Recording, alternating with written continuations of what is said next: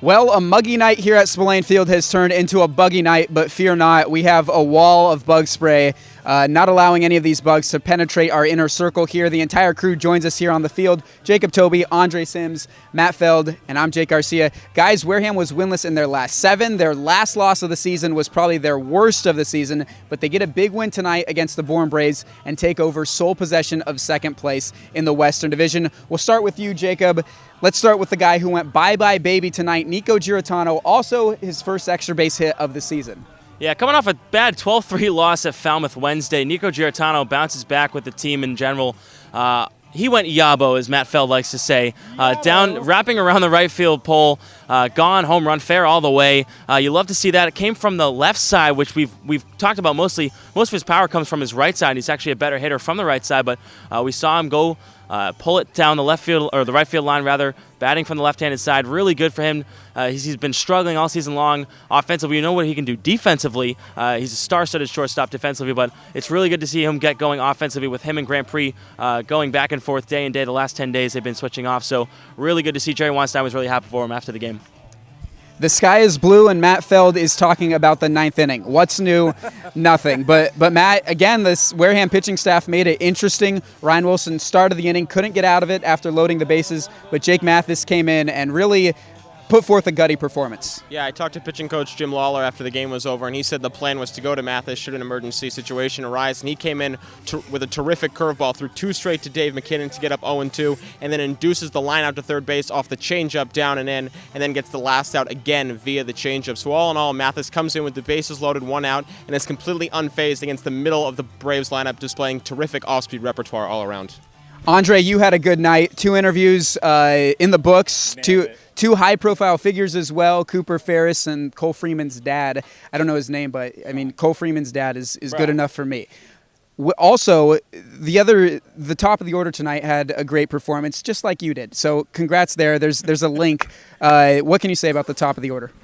You know, it's one of those things. In my hot take after the Falmouth loss, I said that this was going to be a wake-up call, and how this team responded was going to be huge. And they responded very well, top to bottom, really.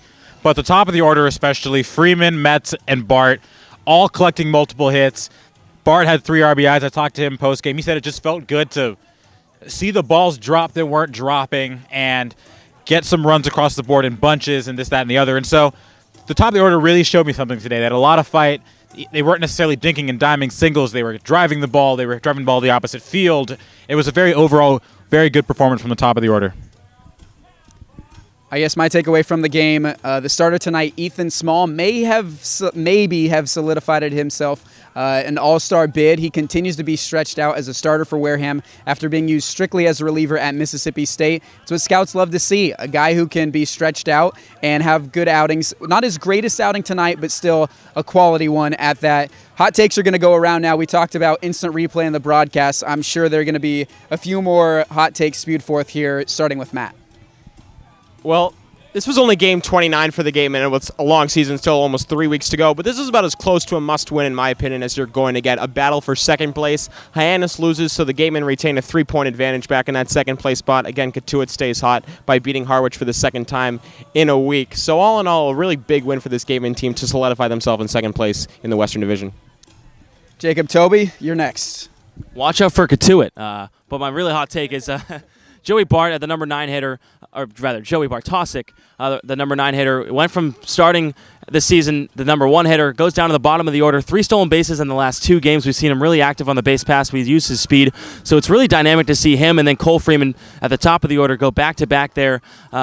Really, really solid performance for both of them tonight. I really like the 1 and 9 spots for the Gatemen lineup. This isn't so much a hot take, but something I'm just curious about is you mentioned the All-Star game coming up and selections coming out tomorrow. It'll be interesting to see who from this Gatemen team will be selected.